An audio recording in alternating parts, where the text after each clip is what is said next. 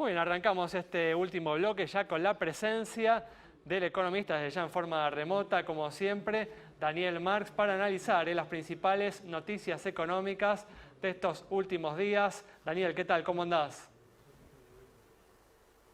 Muy bien, ¿vos cómo están ustedes? Gracias. Muy bien, Daniel, gracias por atendernos una vez más. Y hablábamos en el primer bloque que el riesgo país bajó en estos últimos días a su nivel más bajo desde principios de marzo, luego de que el gobierno realizara una nueva oferta a los acreedores. Daniel, ¿qué te pareció esta nueva propuesta del gobierno argentino? No, me pareció una propuesta ya puesta con mucho más seriedad y consenso, digamos, no porque la anterior no haya sido muy seria, pero yo creo que ahora se entró en un análisis mucho más fino de qué era sustentable para Argentina, cómo se podía hacer esta propuesta aceptable para los distintos tenedores de títulos y bueno, en consecuencia se emitió. Ahora, también conocemos que hay algunos tenedores de títulos que todavía tienen reservas al respecto y que están pidiendo, parecería, algunos ajustes menores, pero bueno, esto será algo que se dilucidará en las próximas semanas, pero parece que ya estamos en la recta y deberíamos estar en la recta final ya para cerrar este capítulo y pasar a los otros temas de la economía.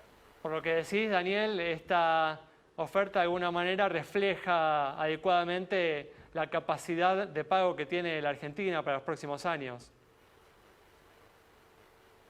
Eso siempre es opinable, por eso hay visiones del gobierno, hay visiones de terceros, hay visiones de distintos grupos de tenedores de títulos, pero por eso también decía, dentro de lo opinable me parece bastante razonable, me parece también bastante razonable no solo se contemple eso, sino además cuáles son las formas en que se elabora un canje, porque hay títulos más cortos, títulos más largos, algunos que tienen más derechos que otros.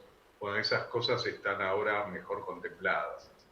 No, de vuelta, no diría que está perfecto en la vista de algunos, pero parece que ya prácticamente está, o debería estar más que está. Oh, hola Daniel, ¿cómo estás? Te quería preguntar, ¿Qué tal?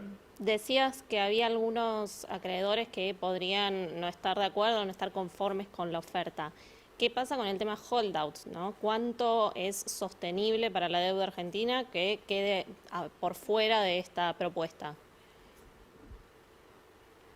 Bueno, el ministro insinuó el otro día que podría encarar cierres parciales, es decir, empezar con un cierre con una masa determinada, después seguir con otro, ahí de esa forma ir contemplando, completando. Pero acá tiene sentido si hay una participación muy importante, porque de esa manera uno puede decir que tiene prácticamente cerrado el tema de deuda y está regularizado.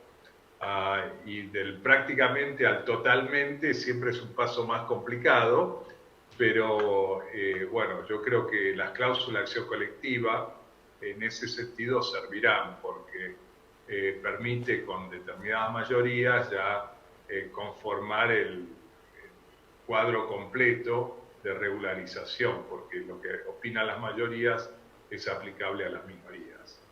¿Te pareció, Daniel, atinado ese mínimo del 50% que se estableció para avanzar con el canje? Sí, bueno, ahí exactamente. El concepto me parece muy atinado, porque esto es el interés mutuo. Argentina quiere tener una masa mínima para que uno pueda proceder de la manera que describíamos recién. Los acreedores también, porque si ven que Argentina no soluciona el problema y que además algunos asienten y otros no asienten, el que no asiente por ahí puede arruinar todo el arreglo, entonces ellos también quieren alinearse en ese sentido.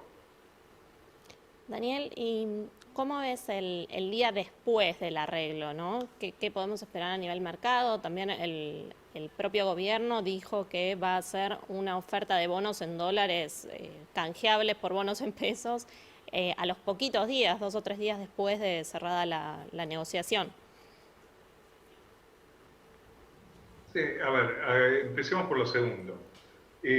Canje de bonos en dólares por bonos en pesos ya está parcialmente en marcha. Hubo algunas licitaciones ya para suscripción de títulos en pesos, por ejemplo, pesos ajustables por ser, y se podía suscribir eso con LETES, por ejemplo, que son títulos en dólares. Eso se hizo en por lo menos 2 ocasiones ya.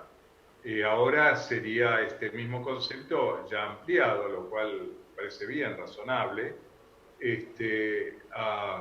Hay que, por supuesto, ponerlo dentro del programa financiero total y ver cómo van quedando los vencimientos y las obligaciones, pero lo de pesos en general tiende a moverse más en línea con los ingresos que tiene la nación. Y después, bueno, la primera pregunta, que era el día después va a depender mucho de las interpretaciones que haya del programa económico, no solo del arreglo de la deuda, que es un pedazo del programa económico. Y ahí me parece que el gobierno está empezando a poner más énfasis, particularmente en estos momentos, donde tenemos la complicación no menor, yo diría bastante fuerte, de la pandemia que se sumó a la recesión que ya tenía Argentina, los problemas de inflación y presiones cambiarias. ¿Cuáles son, no, Daniel, estas cuestiones de la economía son las que tiene que poner, ¿no?, rápidamente manos a la obra del gobierno luego de resolver el tema de la deuda? Bueno, yo creo que en el corto plazo está el tema del financiamiento de moneda local, dada la magnitud del déficit fiscal de este año, estabilizar el mercado cambiario en consecuencia también, y lo de la deuda ayuda a pensar que todo se va a regularizar, pero eso es un poco lo urgente. Lo importante viene por el diseño de una trayectoria fiscal y mucho más, creo yo, en cómo se hace que esta economía sea dinámica y pueda adaptarse a los cambios del mundo, pueda ir generando oportunidades con mucho más crecimiento e inversión que lo sostenga. Justamente, bueno, en el mes de junio el gobierno logró, ¿no?, estabilizar el dólar en el mercado cambiario paralelo, logró detener, ¿no?, la pérdida de reservas luego de los meses difíciles de abril y mayo. ¿Crees que esta situación es temporal? ¿De qué depende, ¿no?, que se consolide esta estabilización? Sí, recordemos que este trimestre del año en el que estamos, el segundo trimestre, particularmente de junio hasta agosto o principios de agosto, son meses donde la estacionalidad juega a favor de la estabilización cambiaria. Esto es por fundamentalmente la comercialización de la cosecha, entre otros. Pero